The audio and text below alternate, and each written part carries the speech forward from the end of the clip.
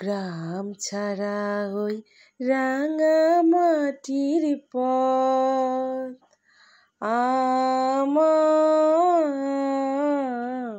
মন ভোলায় রে।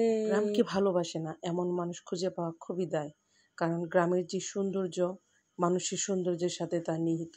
মানুষের মন যত সুন্দর হয় সে প্রকৃতিকে তত ভালোভাবে উপভোগ করতে পারে। তাই গ্রাম ভালোবাসে না এমন মানুষ খুঁজে পাওয়া খুব। বাংলার সৌন্দর্যে শুধু যে বাঙালিরাই প্রেমে পড়ে তা না, দেশ বিদেশ থেকে বিভিন্ন পর্যটকও এসে বাংলার সৌন্দর্যের সাথে মিলিত হতে চায়, বারবার ফিরে আসে বাংলার বুকে। কারণ এই বাংলার মধ্যে যে সৌন্দর্য আছে পৃথিবীর আর কোথাও এই সৌন্দর্য খুঁজে পাওয়া যায় না।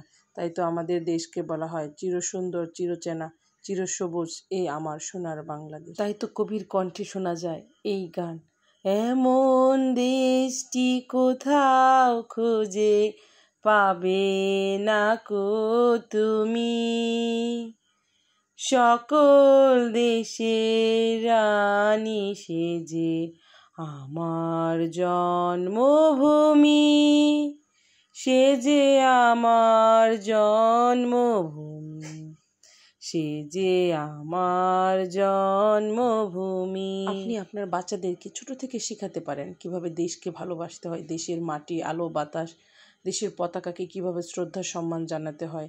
এভাবে ওরা শিখবে কিভাবে দেশকে সম্মান করতে হয়, দেশের মানুষকে সম্মান করতে হয়। জেনিফার কৃতি আজ রওনা দিয়েছে তাদের শপিংয়ের জন্য।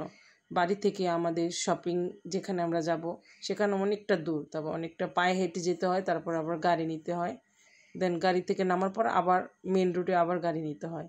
তো যেহেতু যেতে প্রায় 1 ঘন্টা সময় লাগে, যেহেতু যেতে অনেকটা সময় লাগে, আমরা একটা গাড়ি পাই যেখানে একটা সিট ছিল, আর আমি গাড়িতে বসলাম, জেনিফার আমার কোলে বসলো, আর কৃতি অন্য একটা আঙ্কেলের কোলে বসে আমরা আমাদের গন্তব্যস্থলে চলে গেলাম। রাস্তায় যাওয়ার পথে আমরা অনেক সুন্দর একটা বাড়ি দেখতে পেলাম। একেতে গ্রাম সুন্দর, এর মধ্যে গ্রামের এত সুন্দর একটা বাড়ি আরও গ্রামের পরিবেশকে আরও যেমন সুন্দর করে তুলেছে। ওরা বাড়িটা এতই পছন্দ করেছিল যে বাড়িটা থেকে ওরা বের হতে চাচ্ছিল না। ওখানে দাঁড়িয়ে দাঁড়িয়ে আরও অনেকটা সময় পার করলো। তো আমিও ওদের সাথে দাঁড়িয়েছিলাম, যেহেতু বাড়িটা আমারও ভালো লেগেছে। গ্রামের মধ্যে এত সুন্দর একটা বাড়ি আর এত সুন্দর একটা রাস্তা ছিল, আশেপাশে পরিবেশ এত সুন্দর ছিল, কিছুতে ওরা আসতে চাইছিল না। তো ওখানে একটা ইজি বাইক পাইলো, ওখানে তারা কিছুক্ষণ ছিল, যাওয়ার পরে এখন আমরা আমাদের গন্তব্যে চলে এসেছি শপিং মলে।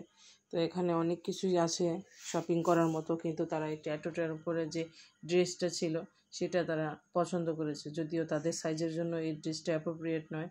আর তার পুতুলটা কেন হাঁটছে না, আমাকে বিভিন্ন প্রশ্নে আমাকে বিব্রত করছে, যে পুতুল এত সুন্দর পুতুল কেন কথা বলে না, হাঁটে না, তাদের সাথে কেন কথা বলে না, আমাকে বিভিন্ন ধরনের প্রশ্ন করে আমাকে খেপিয়ে তুলছিল ওরা।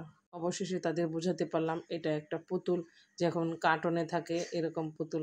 তখন ওরা ভিতরে চলে গেল এবং তারা ড্রেস সিলেক্ট করতে লাগলো। তো ওখানকার ভদ্রলোক আমাদের অনেক ধরনের ড্রেসই দেখালো, আর জেনিফার ওখানে পছন্দ করলো না বিধায় আমরা আরেকটা, তো পাশেই আরেকটা দোকান ছিল ফিক্সড প্রাইজে, আমরা ওর ভিতরে ঢুকলাম। তো ওখানকার পরিবেশ এতটাই সুন্দর ছিল, সব প্রকার বাচ্চাদেরই কাপড় আছে, একদম 0 সাইজ থেকে শুরু করে বিগ বাচ্চাদের পর্যন্ত এখানে কাপড় ছিল। তো এখানে যে আসবে তার মনে করেন যে খালি হাতে ফিরতে হবে না, কিছু না কিছু তার সিলেক্ট হবে। যেহেতু অনেকটা পথ হাঁটাহাঁটি করে এবং অনেকটা গাড়ি চেঞ্জ করে তারা এই শপিংয়ের জন্য আসলো, তো অনেকটা টায়ার্ডও হয়ে গেল। তারা বিভিন্ন জায়গায় বসার জন্য ট্রাই করতেছিল যে কোথায় বসা যায়। তো এখানে বসার একটা পরিবেশ থাকাতে তারা দুইজনই সুন্দর করে এখানে বসার চেষ্টা করলো। আর এত সুন্দর কালেকশন ছিল যে বলার মতো না। আমার সবগুলো ড্রেসই নিয়ে যেতে ইচ্ছে করছিল ওদের দুজনের জন্য, যে প্রত্যেকটা ভিডিওতে নতুন নতুন ড্রেস পরে ওরা ভিডিও করবে, আর যেখানেই যাবেন তারা নতুন নতুন পরবে।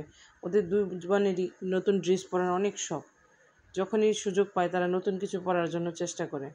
এই যে ইস্টার সানডেতে ওরা এই ড্রেসটা নিল এবং একই রকমের জুতা, একই রকমের ড্রেস পরলো, যে কথা সেই কাজ। তাদের আগে থেকে টার্গেট ছিল আমরা একই রকমের ড্রেস পরবো, একই রকমের ড্রেস পরে আমরা চার্চে যাব।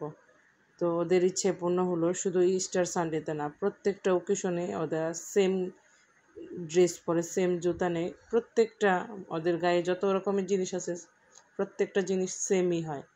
তো ওদেরকে আমি সবসময় চেষ্টা করি ওরা যাতে খুশি থাকে এরকম জিনিসগুলো পরাতে। শুধু জিনিস ওরা একরকম পরে না, ওদের আচার আচরণটা অনেকটাই সেম। একজন কান্না করলে আরেকজন কান্না করে, ইভেন একজনের অসুখ হলে আরেকজনেরও অসুখ হয়। আজ আর নয়, দেখা হচ্ছে নেক্সট ভিডিওতে। ভালো থাকবেন সবাই, বাই বাই।